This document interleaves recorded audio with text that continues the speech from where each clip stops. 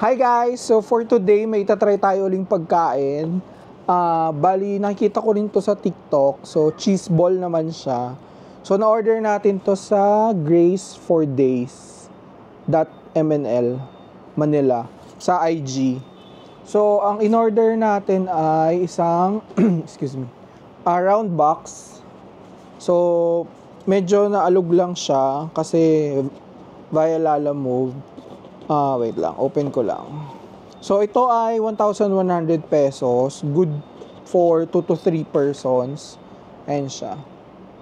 So ito natin. Ayan. Bali, ang kasama niya ay 1 cheese ball. So tatlo yung flavors nila. Ang in-order ko is truffle garlic parmesan.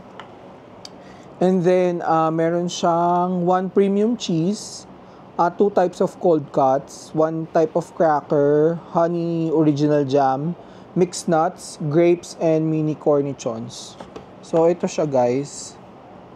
Ayan. So zoom natin para makita nyo yung ano. Medyo na ano lang. Pero maganda to nung pinicturean nila. Well, actually maganda. Maayos pa rin naman. Medyo naalog lang yung mga nuts. Ayan. Tapos, ito yung cracker. Bali, kahapon lang ako nag-place ng order sa kanila. And then, ano naman sila, responsive naman sila. Nagre-reply sila agad. So, let's try. Natatakam kasi ako sa mga sa mga nagba-vlog sa TikTok. Kaya, ayan. Tatry natin yung mga masasarap na kinakain nila. So, let's try. And close up natin. Guys. Kung gano'n siya kasarap.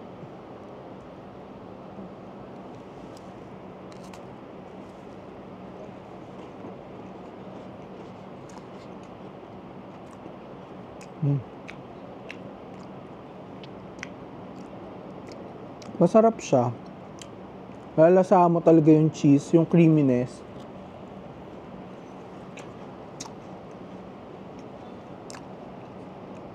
Tapos nagbe-blend pa yung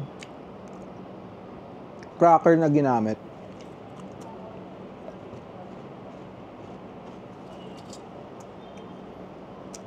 Wala.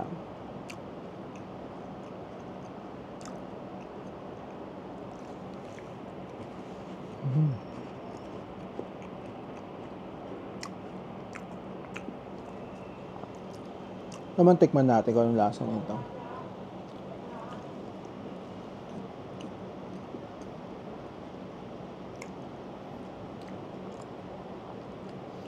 Yung cheese na, alam mo yung pesto pasta, para siyang ganun. Pag kumain ka nung cheese, nalalasa mo yung pesto pasta.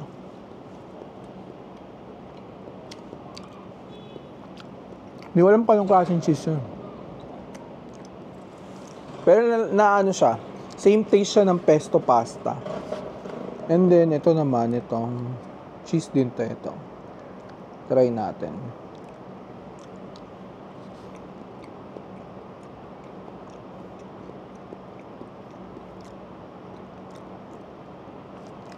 Lasang lasa.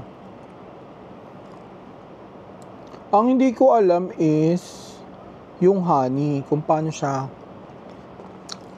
ginagamit. Ito. Tapos meron siyang meron palang ano ba yan? Pag ginakamay natin. So, total, mahal naman binayan natin. Magpaano tayo? Paka-social tayo. Ayan. Di ko kasi tinignan yung nakabalot. Meron pala. At yung honey na kasama. Siya na kayo guys ha. Di ako familiar sa mga ganito Kaya, pag na may natatakam akong pagkain na nakikita ko sa TikTok, naghahanap ako ng kung saan nila binili. If ever na hindi siya available doon, tatry ako mag-source out sa ibang nagtitinda. Kailangan ba isaw-saw to sa honey? Ito? If tama ba ginagawa ko. Try natin kung mag-iiba ba yung lasa. Masarap yung honey nila. Actually, nung bata ako, hindi ko talaga hilig yung honey. Pero as you get matured, nag-iiba na yung taste buds mo. Yung mga bagay na hindi mo gusto, na panlasa. Ganito ba? Isasawsaw. Sorry kung mali ito ginagawa ko. Nag-iiba yung ano.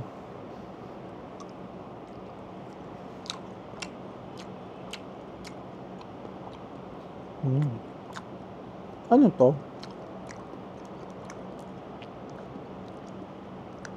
Hindi ko talaga alam kung tama ginagawa ko. So gusto ko lang siya tikman. Ito naman yung isa. Ito yung isang cold cut.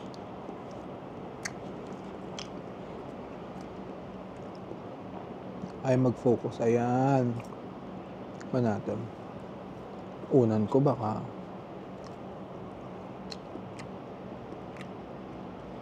Sarap nung honey. Wait lang guys. Nahirapan tayo. Sarap.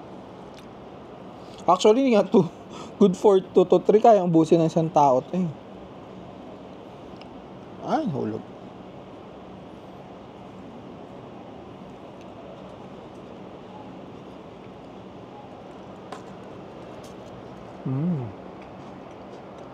Hap siya.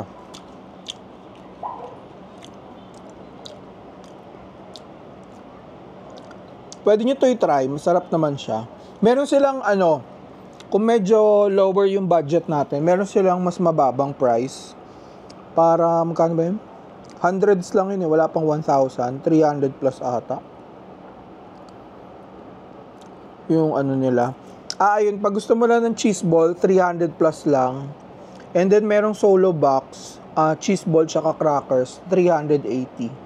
Kung gusto niyo siya ma-experience. Kasi yung iba naman, pwede mo naman to i-produce eh.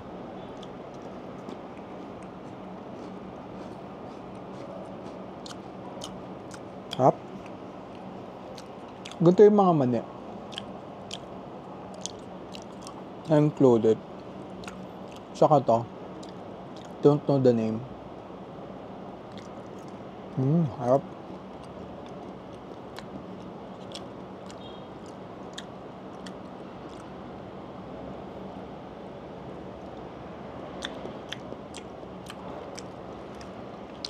Last bite. Tawagin ko na si mama. share ko na sa kanya.